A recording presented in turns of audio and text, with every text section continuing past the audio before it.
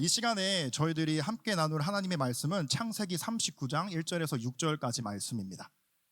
요셉이 이끌려 애굽에 내려가매 바로의 신하 친위 대장 애굽 사람 보디발이 그를 그리로 데려간 이스마엘 사람의 손에서 요셉을 사니라.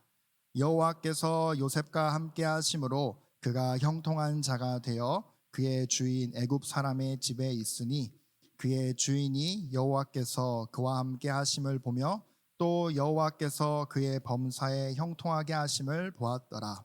요셉이 그의 주인에게 은혜를 입어 섬김에 그가 요셉을 가정 총무로 삼고 자기의 소유를 다 그의 손에 위탁하니 그가 요셉에게 자기의 집과 그의 모든 소유물을 주관하게 한 때로부터 여호와께서 요셉을 위하여 그 애굽 사람의 집에 복을 내리심으로 여호와의 복이 그의 집과 밭에 있는 모든 소유에 미친지라. 주인이 그의 소유를 다 요셉의 손에 위탁하고 자기가 먹는 음식 외에는 간섭하지 아니하였더라. 요셉은 용모가 빼어나고 아름다웠더라. 아멘. 오늘 함께 읽은 성경 말씀을 통해 불완전한 세상 속에서 요셉처럼 살기라는 말씀의 제목으로 하나님 말씀을 나눠보고자 합니다. 사랑하는 청년 그리고 성도님, 제가 사진을 하나 보여드릴 텐데요. 어떤 사진인지 한번 유추해 보셨으면 좋겠습니다. 네, 이게 무슨 사진일까요? 네, 뭐 군대 사진이라고도 생각하실 수도 있고요. 제가 뒤에 뭐 이렇게 낙하산이 있으니까 맞아요. 패러글라이딩처럼 스포츠를 하는 사진일 수도 있습니다. 맞아요. 번지 점프도 생각하실 수도 있고 좋습니다. 네, 이런 분위기 어떻습니까? 되게 젊어지잖아요. 좋습니다. 네, 이 사진이 어떤 사진이냐면 2023년도에 하마스라는 무장단체가 이스라엘을 침공할 때의 사진입니다. 우리가 보기에는 패러글라이딩 하나보다 레저 스포츠를 즐기고 있나 보다라고 생각할 수 있는데 사진을 잘 보면은 충격지 않은 사진인 것을 볼 수 있습니다. 그러면 이스라엘 사람들이 저 사진을 미리 알고 우리 곧 하마스가 쳐들어올 거니까 미리 준비해야겠다라는 생각을 했었을까요? 아닙니다. 당시 하마스라는 그 무장단체가 이스라엘을 침범했을 때는 당시 이스라엘 사람들도 아무런 일도 없을 것처럼 그 지역에서 즐기고 놀고 평상시와 같은 일을 하였습니다. 그런데 그 누가 예상했겠습니까? 하마스가 저렇게 이스라엘을 침공할지 그 누구도 몰랐겠죠. 우리의 인생이 마치 이와 같다라는 것이죠. 우리는 하루하루 매일 똑같은 인생을 사는 것 같지만 우리가 살아가는 이 세상은 불안전하고 불확실합니다.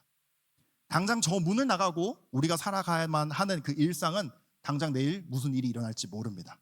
우크라이나가 러시아가 침공할지 누가 알았겠으며 최근에는 파키스탄과 인도가 전쟁을 할지 누가 알았겠습니까? 더불어서 미국 대통령인 트럼프가 당선되고 이렇게 힘들게 관세 전쟁을 할지 또한 누가 알았을까요? 그 누구도 예상하지 못했을 것입니다. 특별히 청년들도 내가 열심히 공부해서 좋은 대학에 가면 나를 위해서 준비된 직장이 있겠지, 나만큼은 들어갈 수 있는 취업할 수 있는 직장은 있겠지라는 기대에 찬 마음으로 대학에 갔습니다. 근데 한 학년 한 학년 지나갈 때마다 드는 생각은 불안이죠. 불확실함이죠. 내가 정말 저 직장에 들어갈 수 있을까? 나는 정말 졸업을 하고 난다면 직장이라는 것을 가질 수는 있을까? 이런 마음을 가지고 살아가는 것이 우리가 살아가고 있는 이 세상이다라는 것입니다. 아마 여기에 오랜 세월을 살아오신 많은 성도님들도 마찬가지셨을 것입니다. 오늘 우리가 이곳에 온 거는 20대 때 여러분이 하나하나 한 해 한 해 계획한 대로 살아오셨습니까? 아니면 계획은 했는데 그 계획은 늘 틀어지지만 그 길 가운데 하나님이 우리를 인도하심 가운데 살아오셨습니까? 그 누구도 우리의 계획 가운데 내 생각 가운데 살아온 사람은 아무도 없습니다. 왜냐하면 우리가 살아가는 세상은 불확실하니까요. 불안전하니까요. 당장 내일 무슨 일이 일어날지 아무도 모르니까요. 취업이든 이직이든 결혼이든 우리의 개인적인 생활에서도 마찬가지다라는 것입니다. 이처럼 사람은 그 누구도 당장에 우리에게 일어날 앞날을 예상할 수 없고 미래를 알 수 없습니다. 과학이 아무리 발달한다 하더라도 미래를 예측한다 하더라도 당장 내일 비가 올지도 틀리는 게 우리 인간입니다. 그것을 조금이나마 더 맞춰보기 위해서 아등바등하지만 그럼에도 불구하고 맨날 틀리죠. 계획대로 안 됩니다. 불확실합니다. 그게 우리의 인생입니다. 그런 불확실한 세상 속에서 그럼 우리는 어떻게 살아야 될까요? 하나님을 믿고 살아간다라고 하는데 당장 우리가 마주해야만 사는 세상은 불확실함입니다. 하나님께서 내일 응답해 주신다라는 확신이 과연 우리 마음 가운데 깊게 있는지, 그렇게 내일 또한 우리에게 마주하는 생활 속에서 우리는 웃으며 살아갈 수 있는지. 세상 사람들은 힘들다, 어렵다라고 하는데 내가 직장이 좀 잃어도 하박국서에 말씀하는 것처럼 내가 소울을 잃고 외양간을 고쳐야만 하는 상황이고, 그런 상황들이 우리에게 펼쳐진다 하더라도 어떤 교회에서는 이 무화과 나무 잎이 마르고를 이런 식으로 개사도 하였습니다. 내 직장 생활에서 퇴직당하고, 내가 가지고 있던 집이 나는 팔았는데 집값이 갑자기 폭등해서 나는 손해를 보고, 네, 이런 일들. 주식을 투자했는데 내가 파니까 갑자기 폭등하고 내가 사니까 그 값이 떨어지는 그런 일들이 일어나는 거, 그것을 노래로 개사를 하였습니다.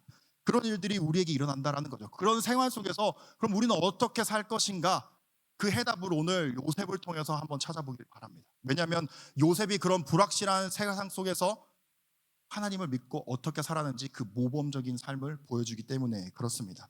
사랑하는 청년 그리고 성도님, 요셉이 어떤 삶을 살았는지 우리가 다시 한번 큰 그림을 그려봤으면 좋겠습니다. 요셉이 누구에게 가장 많은 사랑을 받았나요? 아버지입니다. 아버지요. 얼마나 큰 사랑을 받았냐면 아버지가 다른 형제들과 달리 채색 옷을 입혀줄 정도로, 오늘날로 말하면 명품 옷을 요셉에게만 사줄 정도로 아버지의 큰 사랑을 받았죠. 뿐만 아니라 형들이 시기질투할 정도로 요셉을 사랑했던 게 부모님입니다. 그런 사랑을 받았던 요셉이 갑자기 어디로 끌려가나요? 애굽의 노예로 끌려갑니다. 애굽의 노예로 끌려갈 때 요즘은 뭐 인권이다 하기 때문에 수갑을 차더라도 그것을 가려주고 하잖아요. 근데 그 당시는요, 무거운 쇠고랑, 어디든지 도망가지 못하게 하는 쇠고랑을 차고 어디를 지나야 했죠? 광야를 지나야 했습니다. 지금 오늘도 제가 계단을, 솔직히 제가 주일날 계단 오르는 것만 거의 한 2만 보 뛰는 것 같거든요. 그런데도 엄청 덥습니다.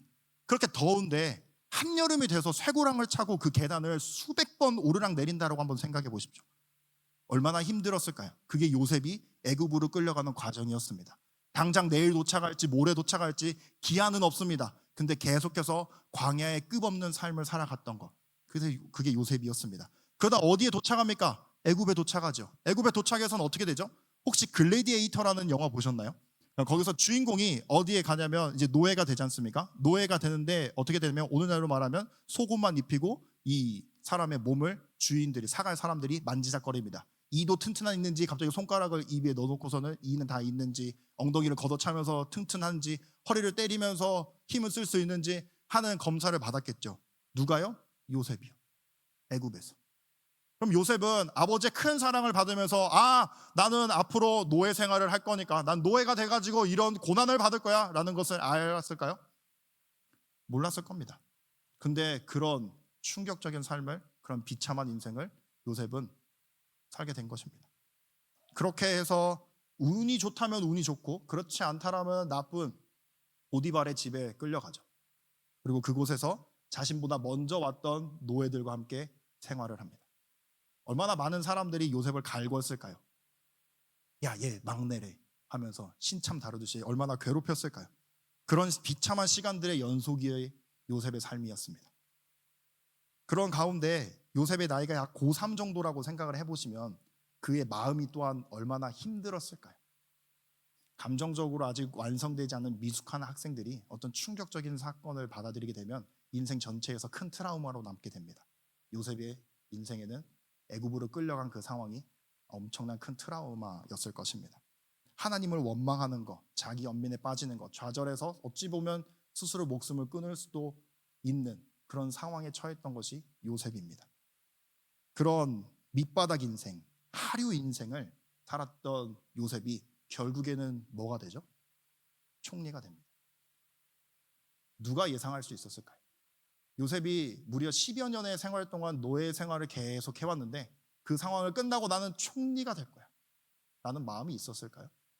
사랑하는 청년 그리고 성도님, 여러분 그리고 저가 여러분이 살아가는 이 세상 속에서 내일은 좋은 일이 일어날 것 같아, 금빛 인생을 살 것 같아, 하나님 말씀을 들으니, 주일날 말씀을 들으니 내 인생은 필 거야, 열매를 맺을 거야 라는 마음의 확신을 가지고 저 문을 나라가 하룻밤만 딱 자고 일어나면 어떤 마음이십니까?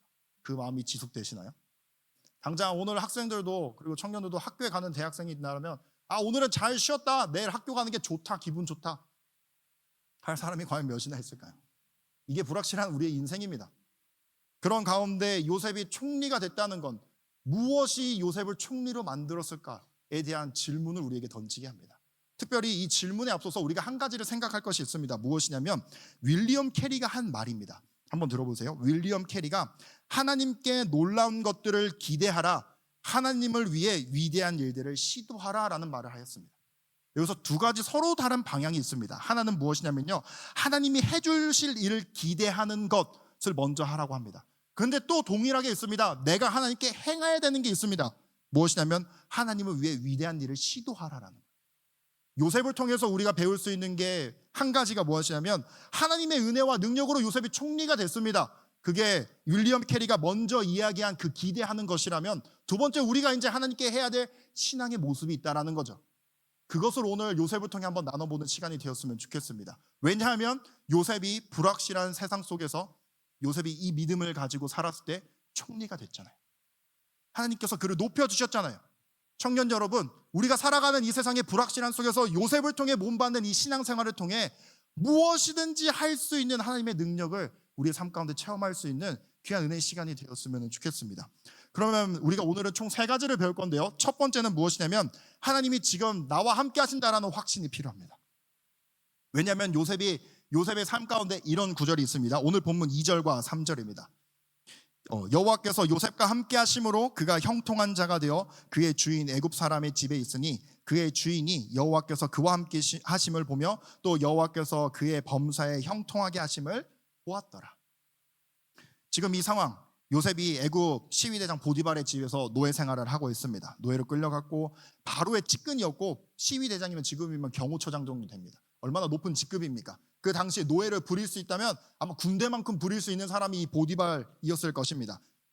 그 수많은 사람들이 얼마나 넓은 곳에서 편하게 잘 수 있었을까요? 지금이야 우리가 편하게 1인용 침대다, 침상이다 쓸 수 있겠지만 애굽에 살던 이 요셉에게는 정말 끼어 살아야만 했을 것입니다. 일제 강점기 때 비좁은 감옥에서 수많은 사람들이 일어서서 잠을 돌아가면서 잤던 것 같은 인생을 살아야만 했던 것이 바로 이 요셉이었을 것입니다. 근데 그 요셉이 몇 살이라고요?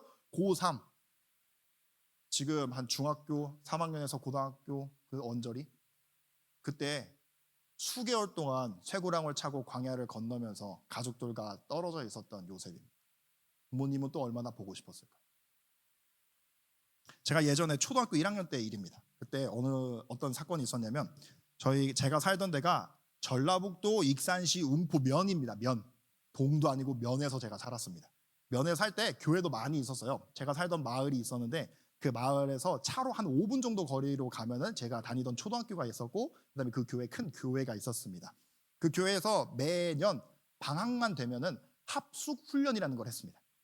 합숙 훈련이라는 게 뭐냐면 초등학교 학생들 또는 중학교 학생들이 방학 기간 동안 교회에서 기거하면서 일주일 동안 교회에서 생활을 하고 정해진 계획대로 생활을 하고 주말이 되면은 집에 가서 옷 갈아입고 세탁하고 다시 월요일 날 입소해가지고 방학 기간 내내 보냅니다.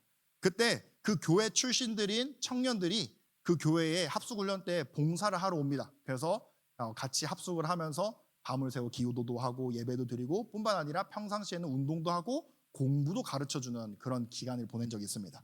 근데 그곳을 제가 우연찮게 같이 가게 되었습니다. 언제 갔냐면 초등학교 1학년 때요. 초등학교 1학년 때 갔는데 친구들 없고요. 형 누나들밖에 없는데 제가 성격이 소심해가지고 친구를 이렇게 선뜻 잘 못 사귀는 성향을 가지고 있습니다. 그러다 보니까 친구하고 잘 어울린다는 건 말도 안 됐죠. 그러다 보니까 저 혼자 있는 듯 했지만 낮에 있을 때는 그렇게 우울하지 않았습니다. 왜냐하면 같이 놀기도 하고 축구도 하고 공부도 하니까요. 중요한 건 언제가 문제냐면 저녁 때, 잠자기 전이요. 잠자기 전에 잠을 자야 되는데 내가 부모님과 늘 같이 자던 부모님은 늘 내일 곁에서 주무셨지라는 생각을 하니까 얼마나 눈물이 쏟아지든지, 하필 그때 부모님이 그 당시에 제가 잘하고 있는지를 궁금해가지고 오셨는데 그 부모님의 얼굴을 보는 순간 원망과 보고 싶음과 하는 그 다양한 기분들을 가지고 부모님 앞에서 제가 뒹굴면서 땡깡을 썼던 적이 기억이 납니다. 그 수많은 형, 누나, 언니, 오빠, 제가 좋아하던 누나도 있었는데 그 앞에서 뒹굴며 땡깡을 부리던 그 시절. 근데 그거를 할 수밖에 없었던 게 왜 그랬을까요? 초등학교 1학년에서 부모님이 보고 싶었으니까요. 요셉이라고 그 부모님이 보기 싫었을까요? 아무리 형들이 자기를 팔았다 하더라도 요셉은 형들을 보고 싶었을 것입니다. 비록 힘든 상황이었지만 그게 지금 요셉의 상황인 겁니다. 꿈을 꾸면 형들이 자기를 파는 악몽을 꿨을 수도 있습니다. 밤마다 하나님께 울부짖으면서 하나님 저를 좀 구해주십시오. 아버지 하나님께서 야복강에서 아버지를 구해주신 것처럼 이삭의 하나님 그 증조 할아버지께서 할아버지를 제단에서 바치려고 하는 그 순간 구해주셨던 것처럼 나를 이 순간에서 구해주실 수 있으신 분은 나의 부모님의 하나님이시니 나를 좀 구해달라는 어찌 보면 침상을 적치는 그 눈물의 기도가 요셉에게는 매일 밤 매 순간 있었을 것입니다. 근데 기도의 응답은 없었죠. 그런 상황 가운데 요셉이 누구와 함께 했다고요? 하나님과 함께 했다고요. 하나님이 먼저 요셉과 함께 하셨겠죠. 근데 그 상황 가운데 요셉은 또한 확신을 가지고 살아간 겁니다. 비록 나는 악몽을 꾸고 잠은 잘 못 이루고 힘들고 불확실한 생활 속에서 내가 당장 죽을 수도 있다라는 그런 상황 속에서 그래도 하나님은 함께 하신다라는 것, 하나님 함께 하시기에 그분에게 눈물 주시며 기도할 수 있었던 것, 그게 바로 요셉의 인생이었다라는 것이죠. 그렇게 하나님께서 자신과 함께 하신다라는 그 확신 가운데 살 때 요셉이 또한 어떤 확신을 가지고 살아가냐면 이런 모습입니다. 오늘 본문 바로 뒷절에 있는 말씀입니다. 7절과 9절입니다. 그 후에 그의 주인의 아내가 요셉에게 눈짓하다가 동침하기를 청하니 요셉이 거절하며 자기 주인의 아내에게 이르되 내 주인이 집안의 모든 소유를 간섭하지 아니하고 다 내 손에 위탁하였으니 이 집에는 나보다 큰 이가 없으며 주인이 아무것도 내게 금하지 아니하였어도 금한 것은 당신뿐이니 당신은 그의 아내임이라. 그런즉 내가 어찌 이 큰 악을 행하여 하나님께 죄를 지으리이까. 사랑하는 청년 그리고 성도님, 요셉이 하나님과 함께한다는 확신이 없었으면 이런 고백을 할 수 있었을까요? 하나님이 나를 보고 계신데 어찌 제가 당신과 동침할 수 있겠습니까? 라는 말을 할 수 있었을까요? 어찌 보면 보디발의 아내하고 동침하는 게 요셉의 인생을 펼 수 있는 가장 유일한 방법이었을 수도 있습니다. 근데 요셉은 거절합니다. 주인의 아내를 거절했기 때문에 어떤 벌을 받든다 하더라도 그걸 각오하고 거절합니다. 왜요? 그가 마지막에 고백하잖아요. 하나님께 죄를 지으리. 하나님이 나를 보고 계신데, 하나님이 나와 함께하고 계신데 내가 어찌 이 세상 속에서 이런 삶을 살아갈 수 있습니까? 라고 이야기를 할 수 있습니다. 그가 확신했기 때문에 이 고백을 할 수 있었죠. 확신이 없었다면 이 고백을 할 수 있었을까요? 그렇지 못했다라는 것입니다. 그러므로 사랑하는 청년 그리고 성도님 여러분, 우리 인생 가운데 어떤 시련과 어떤 상황과 환경이 온다 하더라도 하나님은 여러분과 함께 하십니다. 하나님은 반드시 여러분과 함께 하십니다. 왜냐하면 이렇게 약속하셨기 때문입니다. 먼저 마태복음 1장 23절입니다. 보라, 처녀가 잉태하여 아들을 낳을 것이요 그의 이름은 임마누엘이라 하리라 하셨으니 이를 번역한즉 하나님이 우리와 함께 계시다 함이라. 하나님이 우리와 함께 계신답니다. 그뿐만 아니라 마태복음 28장 20절에 내가 너희에게 분부한 모든 것을 가르쳐 지키게 하라. 볼지어다 내가 세상 끝날까지 누구와 항상 함께 한다고요? 우리와 함께 한다고 말씀합니다. 그리고 이렇게 함께 하신다고 하신 주님께서 또한 뭐라고 말씀하시냐면 요한복음 16장 33절에 같이 읽겠습니다. 시작. 이것을 너희에게 이르는 것은 너희로 내 안에서 평안을 누리게 하려 함이라. 세상에서는 너희가 환난을 당하나 담대하라. 내가 세상을 이기었노라. 아멘. 우리는 이 분과 함께 한다라는 것입니다. 이 분과 함께 한다라는 확신을 가지고 요셉은 살아왔다라는 것이죠. 그러니 어떤 유혹 속에서도 어떤 상황과 환경 속에서도 그는 묵묵히 그 삶을 살아갔던 것입니다. 그리고 우리가 요셉을 통해서 본받을 수 있는 두 번째가 바로 무엇이냐면 주어진 현실 속에서 묵묵히 이 삶을 걸어가는 것, 묵묵히 온몸으로 부딪히는 것, 그것이 우리에게 두 번째 주시는 메시지다라는 것입니다. 사랑하는 청년 그리고 성도님 여러분, 조정민 목사님의 뜻밖의 축복이라는 책이 있습니다. 이 책의 내용은 우리의 삶에 시련이 찾아와도 복의 근원이요 복 그 자체가 되어주시는 하나님께서 우리를 먼저 선택하시고 우리를 오늘도 이끌고 가신다. 그것이 우리에게는 큰 축복이다 라는 내용의 책이 있습니다. 그리고 하나님을 아는 지식이라는 제임스 패커라는 신학자, 저도 목회자, 이 목사님이 쓴 책에는 이런 이야기도 있습니다. 하나님이 우리와 함께 하신다라는 임재의식이야말로 우리의 평범한 삶, 고단한 삶을 일순간의 경이로운 삶으로 바꾸는 비결이다. 어디에나 계시며 모든 것을 아시는 창조주 앞에서 매 순간 그분과 동행한다는 사실을 인식할 때 우리의 삶을 갑자기 하나의 경이로운 경험으로 발전시킨다 라는 이야기가 있습니다. 우리가 아무리 노력한다고 해서 그게 헛수고라는 게 아니라요, 하나님이 함께 하실 때 그것은 비상한다라고 이야기를 합니다. 청년의 때 우리는 넘어지고 쓰러진다고 합니다. 그런데 누구를 악마라고 합니까? 여호와 하나님을 악마하라고 합니다. 그때 어떻게 된다고 합니까? 독수리가 날개친과 같이 비상한다라고 분명히 성경은 말씀합니다. 우리에게도 말씀하시는 것이죠. 아삽이라는 시편에 나오는 한 인물이 있습니다. 아삽도 이런 삶을 살았습니다. 어찌 보면 우리와 인생이 같습니다. 왜 그러냐면 아삽이 보기에 하나님을 믿지 않는 사람들이 더 형통하거든요. 하나님을 믿지 않는 사람들이 더 잘 살거든요. 하나님을 믿지 않는 사람들이 점집 찾아가면 다 100% 맞거든요. 그런 모습들을 볼 때 아삽이 이렇게 고백합니다. 시편 73편 23절에 내가 항상 주와 함께하니 주께서 내 오른손을 붙드셨나이다. 23절 이전까지 1절에서 22절까지는 그 내용인 거예요. 아까 말씀드린 것처럼 악인이 왜 형통합니까? 라는 이야기. 그런데 그 형통함 속에서 내가 하나님과 함께하니 주님의 강한 오른손이 나를 붙드시고 주님의 강한 능력이 나의 인생을 이끌어 오셨구나 라는 것을 고백할 수 있었다라는 것입니다.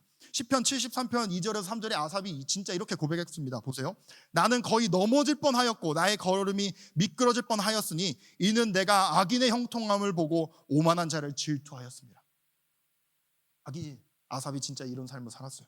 그런데 이 삶 가운데 하나님이 자신과 함께 한다는 확신이 있으니 그의 고백이 바뀌게 된 것입니다.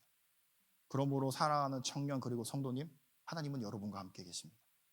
하나님은 여러분과 세상 끝날까지 함께 하신다고 하셨고 이 세상을 이기신 하나님께서 여러분을 오늘도 인도해 가고 가시다라는 그 확신 하나만으로 우리의 삶은 이미 변화되었고 우리의 삶은 조정민 목사님의 그 책처럼 이미 축복받은 인생입니다. 그렇다면 우리가 그 눈에 보여지지 않는 그 축복 포기하시겠습니까? 아니면 비록 눈에 보여지지 않지만 꾹 쥐고 유지하시겠습니까?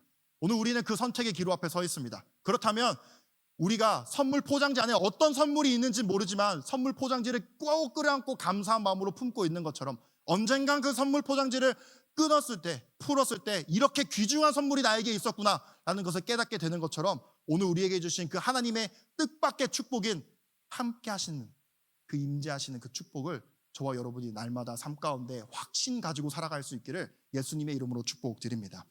두 번째가 무엇이라고 했죠? 우리에게 주어진 삶을 묵묵히 걸어가는 것이라고 하였습니다. 오늘 본문 4절과 5절에 이렇게 말씀합니다. 요셉이 그의 주인에게 은혜를 입어 섬김에 그가 요셉을 가정 총무로 삼고 자기의 소유를 다 그의 손에 위탁하니 그가 요셉에게 자기의 집과 그의 모든 소유물을 주관하게 한 때부터 여호와께서 요셉을 위하여 그 애굽 사람의 집에 복을 내리심으로 여호와의 복이 그의 집과 밭에 있는 모든 소유에 미친지라. 사랑하는 청년 그리고 성도님, 요셉이 이 확신 가지고 첫 번째 나눴던 그 확신 가지고 살아갔을 때 하나님께서 그의 인생을 180도 확 바꾸셨나요? 아닙니다. 비록 그에게는 확신은 있었지만 그의 삶은 변하지 않았어요. 환경은 변하지 않았습니다. 그렇다고 요셉이 그 가운데서 원망하였습니까? 불평하였습니까? 신앙을 포기하였습니까? 그는 묵묵히 자신이 노예라는 삶을 받아들이고 날마다 충실히 삶을 살아갔습니다. 그때 비로소 어떤 일이 일어났다고요?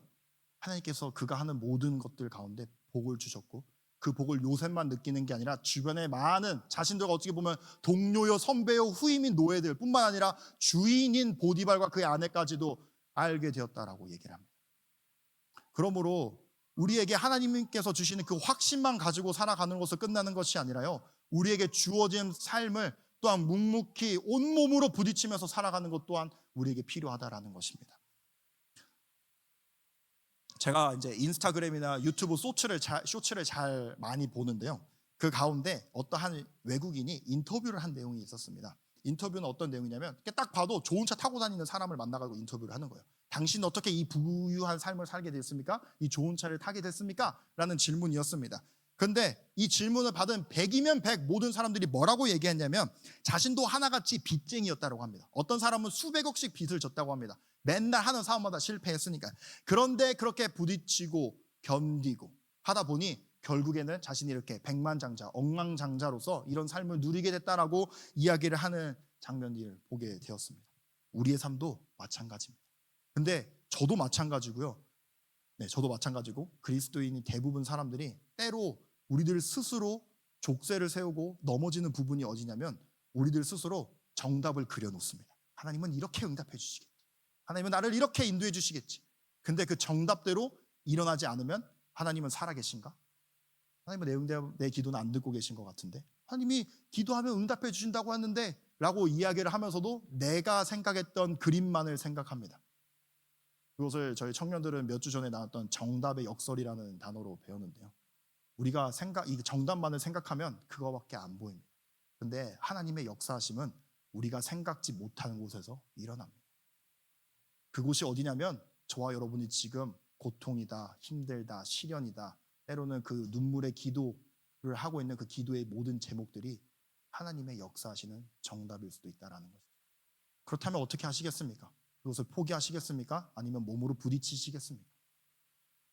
요셉은 몸으로 부딪혔습니다. 요셉이라고 왜 도망가기 싫었겠습니까? 고3이면 얼마나 힘이 세겠습니까? 얼마나 또 열정이 넘쳤을까요? 마음만 먹으면 주인 속이고, 마음만 먹이면 자기들과 함께했던 노예들과 같이 뭐 반란을 일으키든지 아니면 도망가는 게 왜 힘들었을까요? 근데 요셉이 도망갑니까? 도망 안 갑니다. 성경에 나오는 다양한 사람들도 한번 보세요. 다윗이라고 골리앗을 때려잡았는데 사울왕이 자신을 죽이러 온다고 했고 사울왕과 대들어가지고 한판 붙습니까? 아니요, 그냥 그 삶을 살아갑니다. 뿐만 아니라 그 큰 능력을 행했던 엘리야도 한번 보세요. 물론 로덴다모 밑에서 원망불평합니다. 근데 하나님이 그를 다시 부르시니 어디로 갑니까?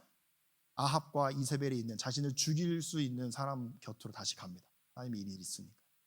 예수님은요, 십자가를 묵묵히 지고 가시죠. 고통이 있는 걸 뻔히 알면서. 바울도 마찬가지입니다. 성령에 충만한 사람들이 너 거기 가면은 묶여가지고 이렇게 힘들게 끌려다닐 거다라는 내용을 알지만 갑니다. 왜요? 그곳이 하나님이 나와 함께 하시는 그 확신의 자리일 수 있으니까. 요셉이 그렇게 묵묵히 부딪히면서 갈 때 그가 결국에 어떻게 됐다고요? 총리가 바로 됩니까? 아니요, 감옥에 갑니다. 감옥에 갑니다. 더 안 좋은 삶으로 빠져듭니다. 그런데 그곳에서도 요셉은 확신하고 감옥에서도 자기에게 맡겨진 일이라면 묵묵히 해나갑니다. 그리고 비로소 하나님의 때가 됐을 때 하나님이 그를 높이시는 것을 볼 수 있습니다. 많은 심리학 조사에서 매력을 느끼는 사람들에 대해서 뭐라고 얘기하냐면, 묵묵히 자기 일을 해가는 사람들에 대해서 많은 사람들이 공통적으로 매력을 느낀다라고 합니다. 어떤 일을 할 때 일일비해가지고 막 감정이 푸르 올라갔다가 푸르 꺼지고 이런 사람보다도요, 어떤 일이 있다더라도 요동하지 않고 내게 주어진 일이라면 묵묵히 해나가는 사람, 그에게 많은 사람들은 매력을 느낀다라고 합니다.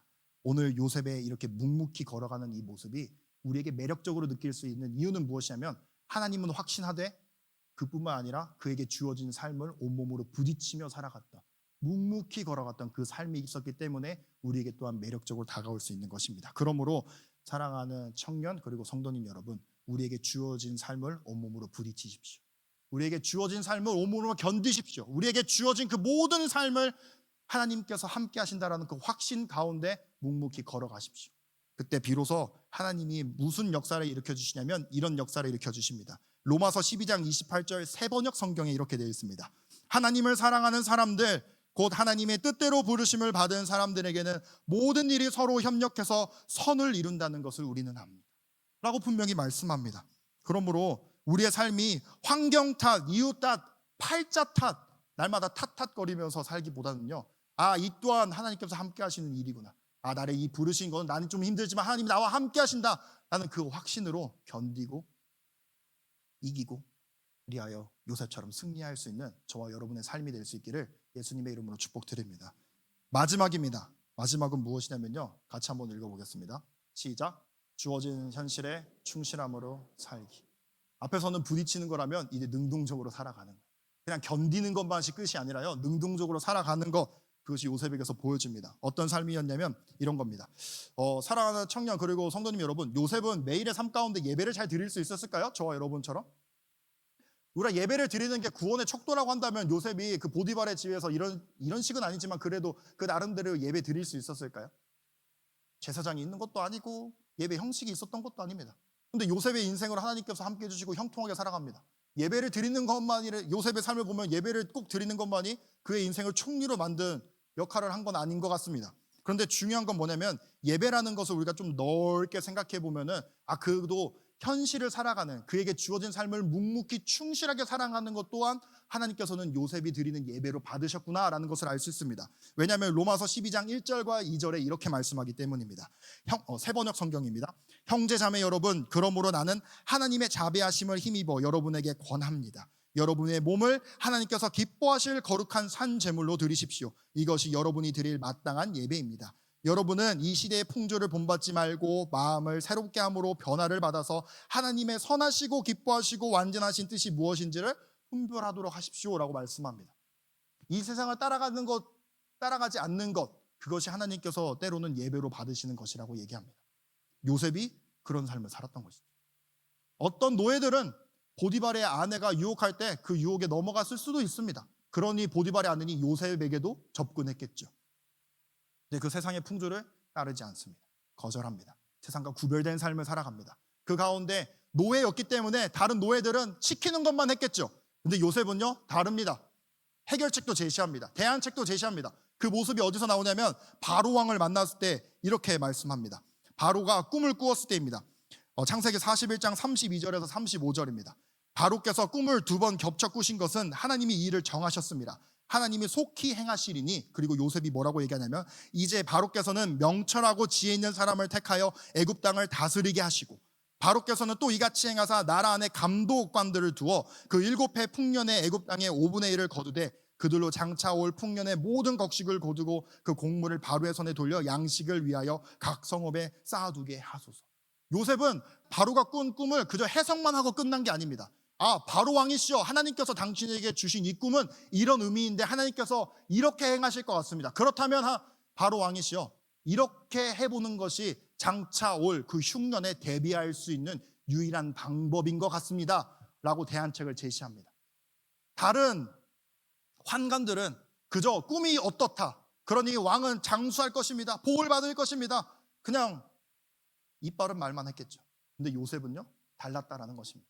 그의 삶 가운데 날마다 충실하니 그는 보이는 겁니다. 뭐가 문제인지. 이렇게 개선하면 이 문제는 이렇게 해결할 수 있겠구나.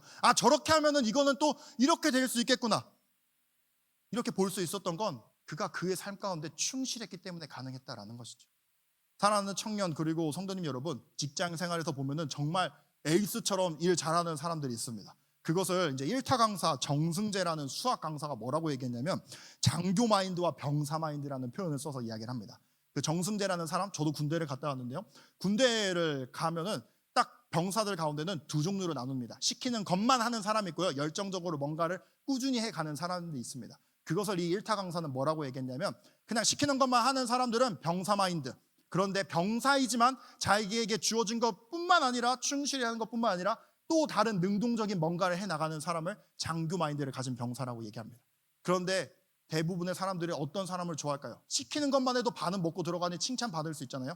그런데 대부분의 사람들은 그것뿐만 아니라 자기 삶에 충실해서 뭔가 해결책을 또한 제시해주고 도움을 줄 수 있는 능동적인 사람에게 또한 매력을 느끼고 관심을 갖게 됩니다. 요셉이 그랬다라는 것이죠. 그러니 바로 왕이 비록 어린 나이이지만 꿈을 해석한 것으로만 끝나지 않고 해결책 또한 제시한 그 요셉을 발탁해서 총리를 사용하게 되는 겁니다. 저와 여러분의 직장 가운데 또 함께하는 동료들 가운데 그런 사람이 있다면 얼마나 편할까요? 그런 사람이 있다면 우리가 살아가는 그 모든 순간들이 정말 행복할 겁니다. 왜요? 그 사람이 다 해결책 제시해 주잖아요. 그것만 하면 되잖아요. 근데 그것으로서 누군가가 그렇게 되기만을 바라지 마시고요, 저와 여러분이 이 요셉을 통해서 우리 또한 그런 삶을, 우리 또한 그런 매력적이고 복된 삶을 살아갈 수 있는 저와 여러분 될 수 있기를 예수님의 이름으로 축복드립니다. 그래서 어느 곳에 가든지 수동적인 그리스도인이 되는 게 아니라 능동적인 그리스도인, 누가 그냥 시키면 시키는 것만 하는 게 아니라 기도하면서 어떻게 하는 것이 더 하나님께 기쁨이 될까, 어떻게 하는 것이 더 우리에게 유익한 신앙생활을 할 수 있는가, 날마다 고민하면서 우리에게 닥쳐지는 그 모든 삶을 온몸으로 부딪히면서 때론 멍이 들겠죠, 아프겠죠, 왜 눈물이 없겠습니까? 근데 그 가운데를 견뎌보니 결국에는 요셉이 총리가 됐던 것처럼 저와 여러분이 이 기나긴 고난의 터널을 지나가 그 끝에 하나님께서 우리를 또한 얼마나 크게 사용하시지, 그 기대함 가운데 또한 살아갈 수 있는 여러분 될 수 있기를 예수님의 이름으로 축복드립니다. 골로새서 3장 22절과 24절에 이런 말씀이 있습니다. 읽진 않고요, 골로새 교회는 성도들의 60에서 70%가 대부분의 노예였다고 합니다. 하나님께서 하나님을 믿는 이 노예였던 성도님들을 복을 주셨으면 상전들을 없애는 게 맞겠죠. 저주를 내리셔라도 그 상전들을 없이 하는 게 맞을 겁니다. 그런데 골로새서를 통해서 하나님께서 뭐라고 얘기하냐면 종들아 너희 육신의 상전에게 순종하라 라고 분명히 말합니다. 그리고 무슨 일을 하든 마음을 다하여 죽게 하듯 하고 사람에게 하듯 하지 말라라고 얘기합니다. 이게 오늘 저와 여러분에게 주신 우리의 삶을 충실히 살아가는 것, 요셉을 통해 보여주는 삶입니다. 누구는 내가 마음에 들지 않으니까 한순간에 뒤집어 엎고 포기할 수 있습니다. 그런데 그 가운데로 인도해 주신 게 내가 믿는 하나님이라고 한다면 하나님이 떠나라고 하지 않는 이상 할 수 없지요. 그 길을 요셉이 묵묵히 걸어가서 견뎠던 것처럼 우리 또한 걸어가야죠. 걸어가 보자는 것이죠. 왜요? 윌리엄 캐리가 얘기한 것처럼 하나님이 우리의 인생을 통해 얼마나 크고 위대한 일을 행해 주실까, 그것을 기대하면서 말이에요. 그러므로 사랑하는 청년 그리고 성도님 여러분, 초등학교 4학년 때 저희 아버지가 저에게 이런 편지를 써주셨습니다. 사랑하는 아들아, 삶이 어렵고 힘들 때가 있을 때 하늘을 보고 한번 웃으렴. 그리고 훌훌 털고 그 자리에서 일어나 너가 해야 할 일을 다시 시작해보렴. 너와 함께 하시는 하나님께서 너를 인도하실 거라 라고 이런 편지를 써준 적이 있습니다. 그리고 이게 때로는 제가 스트레스 받고 힘들 때 늘 하늘을 보면서 소리는 아니지만 그래도 웃고 뭔가를 다시 집중할 수 있는 힘이 됩니다. 하나님이 저 위에 계시잖아요. 날 보고 계시잖아요. 나와 함께 하시잖아요. 그렇다면 저와 여러분도 다시 한번 이 하나님을 붙들고 요셉과 같이 불완전한 세상 속에서 하나님의 크고 위대한 일을 기대하며 살아갈 수 있는 저와 여러분 되었으면 좋겠습니다. 그래서 오늘의 인생이 비록 힘들지만 오늘의 인생을 뛰어넘고 보니 더 넓은 하나님의 은혜를 충만히 풍성히 차고 넘치게 그리고 우리 주변에 흘려보낼 수 있는 요셉과 같은 인생이 될 수 있기를 예수님의 이름으로 축복드립니다. 이제 말씀 맺도록 하겠습니다. 알렉산드리아에 클리멘트라는 목사님이 계셨습니다. 그분이 뭐라고 얘기하냐면 우리는 예수 그리스도 때문에 시간의 일모를 영원의 일출로 바꾸는 사람이다 라고 얘기합니다. 쉽게 얘기하면 많은 사람들이 불완전한 세상 속에서 우리의 인생은 지는 일몰과 같은 인생인 것처럼 생각을 합니다. 그런데 그리스도인들은 아니다. 그 끝이 일몰과 같은 것처럼 보이지만 우리는 일출과 같이 빛이 나는 인생, 다시 시작할 수 있는 인생을 사는 것이 우리 그리스도인이다라고 이야기를 합니다. 우리의 인생이 마찬가지입니다. 그래서 어떤 사람들은 회의적으로 생각합니다. 그러니 다 포기해야지. 어떤 사람들은 쾌락적으로 삽니다. 그러니 내일은 없으니 난 오늘만 살 것이다 라고요. 그런데 오늘 요셉은 뭐라고 얘기하냐면 나의 과거는 비록 힘들고 어렵기 때문에 포기할 수 있게 만들지만 내 미래를 생각해보면 하나님이 나를 인도해 주실 것을 생각해보면 내가 오늘을 충실할 수밖에 없다. 하나님이 나를 저 미래에 어떻게 만들었지 내가 어떻게 아느냐. 그러니 난 오늘 나에게 주어진 이 삶, 비록 노예의 삶이지만 내가 오늘을 최선을 다해 온몸으로 부딪히며 살아가겠노라 다짐했던 게 요셉이었고 그 삶의 결과로서 하나님이 열매를 보여주셨습니다. 그리고 오늘 저와 여러분에게 질문을 던지십니다. 선택의 기로를요. 밸런스 게임 아시나요? 네, 정말 어떤 선택을 하느니 참 힘듭니다. 근데 그 밸런스 게임을 오늘 저와 여러분에게 다시 한번 질문으로 던집니다. 요셉과 같이 애굽에서 살 것인가 아닌가 롯과 같이 가나안에서 살 것인가. 요셉은 애굽에서 노예로 살았지만 하나님이 함께 하셨습니다. 하나님이 그의 인생을 책임져 주셨습니다. 롯은 자기가 선택하여서 소돔과 고모라로 갔습니다. 편안한 삶을 살았죠. 주인으로 살았죠. 근데 그 끝은 비참했습니다. 오늘 우리에게 이 질문 마지막으로 하나님께서 주십니다. 여러분은 어떤 선택을 하시겠습니까? 답은 압니다. 그런데 막상 삶을 살아가는 건 그리 쉽지 않습니다. 그렇다면 오늘 이 시간 다시 한번 같은 마음으로 고백했으면 좋겠습니다. 우리가 같이 고백할 곡이 전능하신 나의 주 하나님. 후렴구에 뭐라고 얘기하냐면 주의 말씀 의지하여 내가 깊은 곳에 그물을 던집니다. 주의 말씀 의지하여 나에게 고난이요 내 온몸에 시퍼렇게 멍을들게 하는 그 삶 가운데 내가 오늘 또한 뛰어듭니다 라고 고백을 합니다. 근데 그렇게 했을 때 믿는 자에게 능치 못함 없다라고 주님이 응답해 주십니다. 오늘 이 가사를 생각하며 함께 고백하는 시간 되었으면 좋겠습니다. 전능하신 나의 주 하나님은 능치 못할 리 없다. 우리의 가슴에 손을 얹고 내가 믿는 그 하나님과 동행하는 확신을 가지고 살아갈 수 있도록 도와달라고 같이 고백하도록 하겠습니다. 전능하신 나의 주 하나님은 능치 못하실 일 소용없네. 우리의 모든 간구도 우리의 모든 생각도 우리의 모든 꿈과 모든 소망도 신실하신 나의 주 하나님은 우리의 모든 괴로움 바꿀 수 있네. 불가능한 일 행하시고 죽은 자를 일으키시니 그를 이길 자 아무도 주의 말씀 의지하여 깊은 곳에 금을 던져 오늘 그가 놀라운 일을 이루시는 것 보라. 주의 말씀 의지하여 믿음으로 금을 던져 믿는 자에게 능치 못하고 주님하신 나의 주 하나님은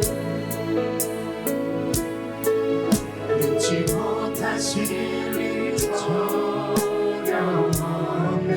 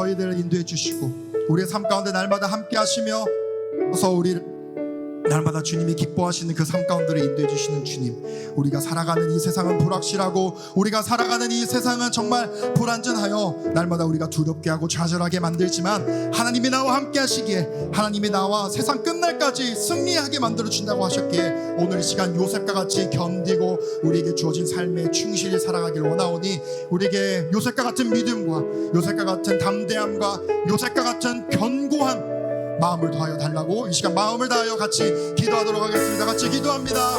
하나님 감사합니다. 하나님, 오늘 요셉을 통하여서 우리가 이 세상 가운데 어찌 살아가야 되는지, 이 세상 가운데 우리가 무슨 믿음으로 살아가야 되는지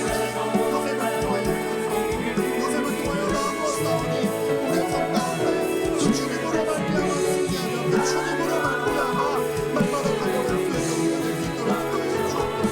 우리가 지금의 것처럼 주님이 나와 함께 하시고 신실하고 변함없으신 그 주님이 나와 함께 하시기에 그 주님으로 말미암아 우리에게 맡겨진 삶 가운데 우리에게 맡겨진 삶 가운데 넘치시고 온몸으로 견디며 살아갈 수 있는 우리가 되기를 원합니다. 우리가 되기를 원하오니 주님이 인도하여 주옵소서. 우리가 마치 나무를 보시는 주님, 우리 나는 믿습니다.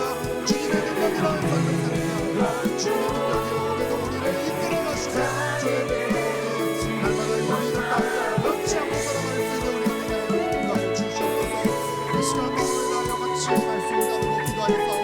주님, 저희들 인도하여 주옵소서. 불안전하고 불확실한 세상 속에서 무엇을 해야 될지 방황할 수밖에 없는 이 세상 속에서 주님으로 말미암아 주님 때문에 모든 방황을 끝내고 앞으로 달려갈 수 있는, 주님을 향하여 달려갈 수 있는, 주님의 부르심에 그 사랑 가운데 달려갈 수 있는 우리가 되게 하는 주옵시고, 솔로몬이 모든 것이 그때가 빡세지만 창조주 하나님을 기억하라고 하신 말씀처럼 우리가 어떤 순간 속에서 어떤 삶을 살아가는지 어떤 때가 우리의 삶 가운데 다가오든지 창조주 하나님께서 우리를 인도하시고 그 창조주께서 우리를 지으시고 섬기시고 그리고 나와 함께 하시고 날마다 우리의 삶 가운데 달려갈 수 있는 우리가 되게 해주옵소서. 우리가 이 믿음 가지고 살아갈 때큰것 바라지 않습니다. 오늘 당장 우리의 삶이 변하기를 원하지만 그것이 주의 뜻이 아니라면 견디기를 원하오니 우리가 견딜 수 있는 믿음을 더하여 주시고 우리가 이길 수 있는 믿음을 더하여 주시고 우리가 어떤 세상 속에서든지 어떤 삶을 살아가든지 날마다 요셉과 같이 승리하며 살아갈 수 있는 우리 모두가 될 수 있도록 인도하여 주옵소서. 사랑과 은혜가 충만하신 하나님, 이 시간 우리를 예배의 자리를 불러주시고 우리 목사님의 말씀을 통하여 우리에게 또한 주의 길을 보여주심을 감사드립니다. 주님, 지금 우리가 사망의 길을 걷고 힘든 광야의 길을 걷고 지금 막막한 현실을 걷고 있다 할지라도 지금 우리와 하나님이 함께함을 믿습니다. 지금 우리 안에서 새 일을 행하시고 새로운 길을 만드시고 우리보다 앞서 걸어가셔서 우리를 높이실 주님을 이 시간 우리가 믿음으로 바라보니 성령이 우리를 붙들어 주시고 우리를 절망의 자리에서 일으켜 세워 주시옵고 우리와 함께 하시는 만군의 여호와를 바라볼 수 있는 영적인 믿음을 더하여 주시옵소서. 특별히 오늘 우리 영어부 헌신 예배로 주 앞에 나아갑니다. 우리 신생주한교회 가운데 있는 모든 영어부 학생들 가운데 우리 신생주한교회에 있는 교육위원회 모든 학생들이 이 시대의 영적 요셉이 될 수 있도록 주께서 축복하여 주시사 장차 우리 교회를 통하여서 이 나라와 민족과 세계를 주님께 인도할 수 있는 아름다운 지도자들이 성장케 허락하여 주시옵고 이 일에 헌신하고 있는 영어부 선생님, 이 일에 헌신하고 있는 교육위원회 모든 선생님, 이 일에 한마음으로 기도하며 마음을 모으고 있는 신생주한교회 모든 성도님 가운데 주여 능력을 주시고 권능을 주시고 물질을 주시고 건강을 주시사 우리가 주의 사명 감당할 수 있도록 우리의 삶을 주관하여 주시옵소서.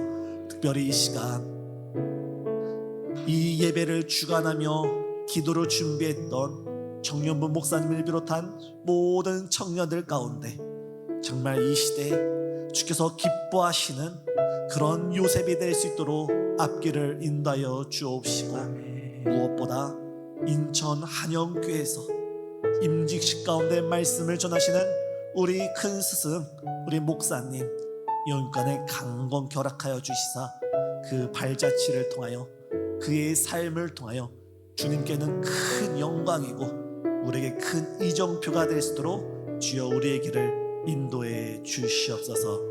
이 시간 주를 사랑하며 드리는 귀한 헌금이 있습니다. 드린 모든 손길과 그 마음과 간절한 소원 이미 주님께서 알고 있사오니 보답하여 주시고 응답하여 주시고 삶의 풍성함으로 주여 인도해 주시옵소서. 이제는 우리 주 예수 그리스도의 크신 은혜와 하나님 아버지의 지극히 사랑하심과 성령님의 내주하시고 교통하시고 함께하심이 지금 하나님께서 우리와 함께하심을 믿으며 주께서 부르신 그 사명의 길을 믿음으로 걸어가기를 결단하는 우리 영어부와 우리 청년부와 우리 신생주함께 모든 성도님 가운데 지금으로부터 영원토록 함께하시기를 간절히 축원하옵나이다. 아멘.